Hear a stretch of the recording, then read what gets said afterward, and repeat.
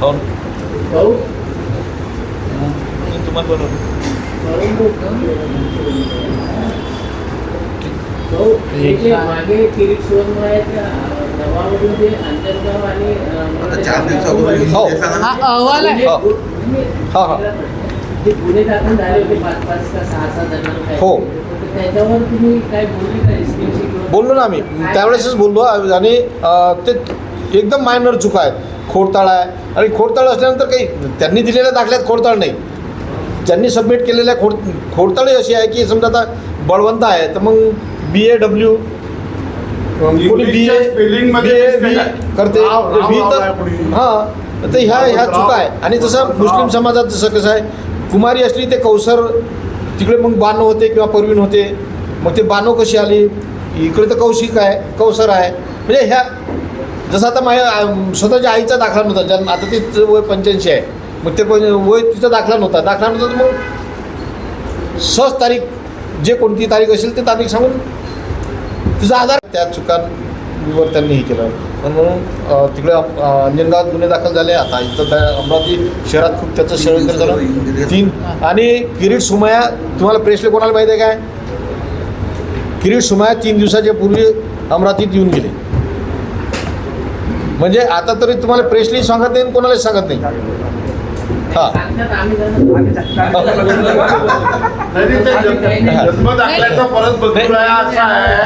आणि आता काहीतरी वैध ठरत सुद्धा नाही तुम्हालाही माहिती आहे. आणि त्याच्याही पलीकडे आम्ही आता CP कडे बसलो होतो. बळवंतदादाच म्हणाले एखाद्याला पाहिजे असते संजय गांधी निराधारचे पैसे तेवढं असतं. हां संजय गांधी आता 85 वर्षाचं वयाचं ते तर माणूस काय करणार आहे त्याचं 80 वर्षाचा माणूस पण ते मी जे सांगितलं आहे ते अतिशय तंतोतंत बरोबर आहे. सगळ्यांनी प्रशासनाला विनंती केली. माझी विनंती मुख्यमंत्र्यांना आहे आणि दोन्ही मंत्र्यांना आहे. गडकरी साहेबांना पण आहे आणि देवेंद्र फडणवीसांना पण आहे. त्यांच्या दोघांचंही हे आजोळ आहे. या आजोळामध्ये जर तुम्ही ही लॅबॉरेटरी करत असाल तर हे कसं चालेल. उठसूट कधी ना कधी हा प्रयोगशाळा ही हा जो माणूस आहे कोणत्या पोझिशनमध्ये आहे आजी माझी तर सगळेच जण असतात. एवढा कोणता गोंधळ की प्रत्येक जिल्ह्यामध्ये जाऊन हा गोंधळ करतात. आणि कोण आहे किरीट सोमय्या हू इज किरीट सोमय्या कशासाठी वाय हे यांनी उगाचच हे नवीन आणि इलेक्शन आले की हे दिसतात नाटक करताना. ही नाटकं अजिबात सहन केल्या जाणार नाही. प्रशासनावर आणि पोलीस यंत्रणेवर जो काय दबाव आणायचा प्रयत्न करतायत महाराष्ट्र शासन हे बरोबर नाही. हे पूर्णपणे निषेधार्ह आहे. आणि एकही रोहिंगी नाही सापडली तरी पण गोंधळ घालणं सुरू आहे. हे अमरावती जिल्ह्याच्या वातावरणासाठी अमरावती शहराच्या महाराष्ट्राच्या वातावरणासाठी देशाच्या वातावरणासाठी काय चांगलं नाही. सत्ता त्यांचीच आहे ना मागच्या 10 वर्षापासून तेच आहेत ना सत्तेत 11-12 वर्ष झाले आता. आणि मग हे कशासाठी ह्या सगळ्या गोष्टी होत आहेत.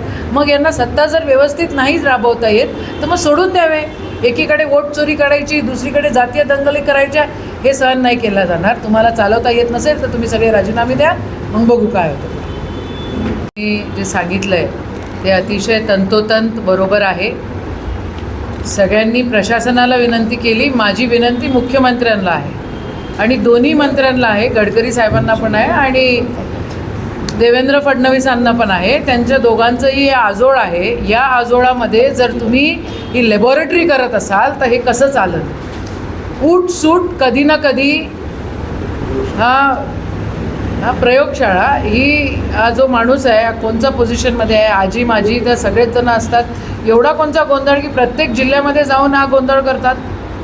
आणि कोण आहे किरीट सोमय्या हू इज किरीट सोमय्या कशासाठी वाय हे यांनी उगाचच हे नवीन आणि इलेक्शन आले की हे दिसतात नाटक करताना. ही नाटकं अजिबात सहन केल्या जाणार नाही.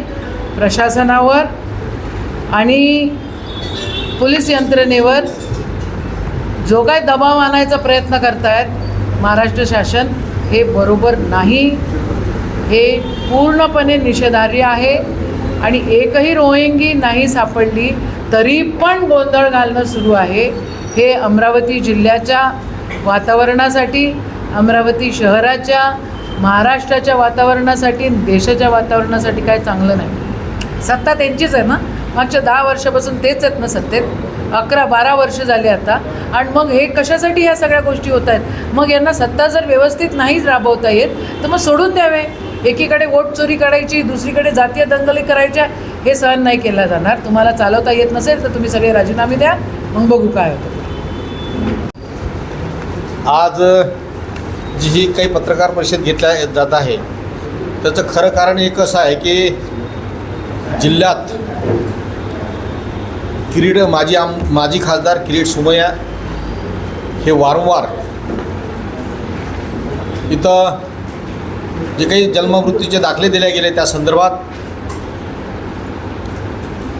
प्रशासनावर आरोप करतायत की हे तुम्ही खोटे दाखले दिले आहेत, रोहिंग्यांना दिलेले आहेत, रोहिंगे इथं फार मोठ्या प्रमाणावर आहेत.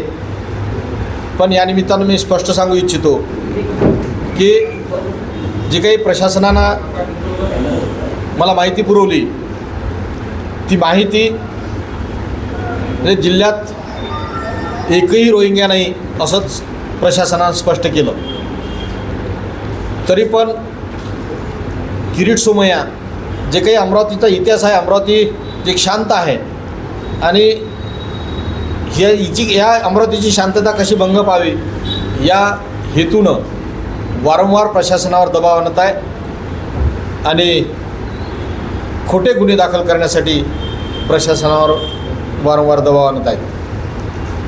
जिल्ह्यात दाखले वितरित करत असताना प्रशासनानं मग पेपरची जाहिरात असेल, त्याच्यावर ऑब्जेक्शन असेल आणि वेगवेगळ्या त्यांच्या प्रशासकीय बाबी तपासूनच जन्ममृत्यूचे दाखले दिले.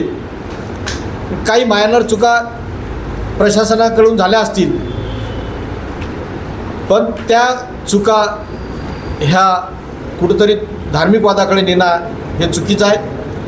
यामध्ये हिंदू, मुस्लिम, बौद्ध, शीख सर्व लोकांचे दाखले प्रशासनानं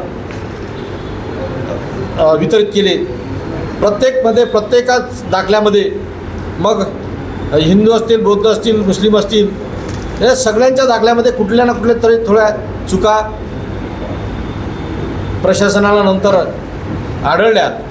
परंतु त्याच्यासाठी गंभीर गुन्हे दाखल तर होत आहेत, दाखल करण्यासाठी तर भाग पाडतच आहेत. परंतु जी काही शांतता आहे, शांतता भंग पावण्याच्यासाठी ते फार मोठ्या प्रमाणात प्रयत्न करत आहेत. वारंवार अमरावतीत येऊन प्रशासनावर दबाव टाकत आहेत. म्हणून त्यांचा जो उद्देश होता इथं रोहिंगे आहेत तर प्रशासनानं स्पष्ट केलं की इथं रोहिंगे एकही नाही. मग कशासाठी वारंवार या अमरावतीचं वातावरण खराब करतात?